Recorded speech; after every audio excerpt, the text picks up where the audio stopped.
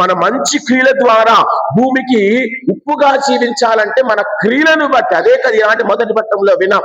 అపోస్తల కార్యాలు 9వ అధ్యాయం 36వ వచనం ఒకసారి చూద్దాం. ఎలాగ జీవించాలి అంటే, ఉప్పులాగా జీవించాలి అంటే మంచి క్రియలలాగా. మంచి క్రియలు అంటే ఉప్పు కలిగినప్పుడు గమనిస్తే 9వ అధ్యాయం 36వ వచనం. దోర్కాను మారు పేరు గల తబీతా అనే ఒక స్త్రీ ఉన్నది. తబీతా చదువు తల్లి. దోర్క ఆమె తన కాలమునంతటిని మంచి కార్యములు చేయుట ద్వారాను సహాయపడుట ద్వారాను గడిపెను. కావునని మన జీవితము మంచి క్రియలనే ఉప్పు లాంటి జీవితము ఉంటే అది ఉపయోగపడే జీవితముగా ఉండాలని ఆయన కోరుతున్నలాగని మనము నిజమును నిర్భయముగా చెప్పేవారిగా ఉండాలి.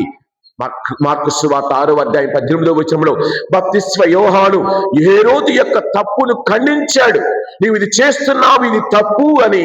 ఇది తప్పును తప్పుగా కదా మనం గమనిస్తే అలా వైకుంఠపురంలో కూడా ఇదే మాట ఉంటుంది.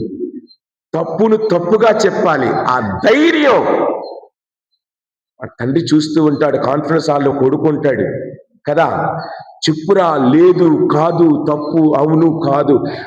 పుట్టించి ఇద్దరికే ఉండదు, ఒకడు వాళ్ళకి ఒకళ్ళ వీళ్ళకి అన్నట్లుగా కాదు అంటే కాదు అన్న మాటలు నీవు ఉన్నావా? బప్తిస్మ యోహాను అదే చేశాడు. అయ్యా, నీ సహోదరుడి భార్యను నీవు స్వీకరించుట తగదు. 18వ వచనం చూద్దాం.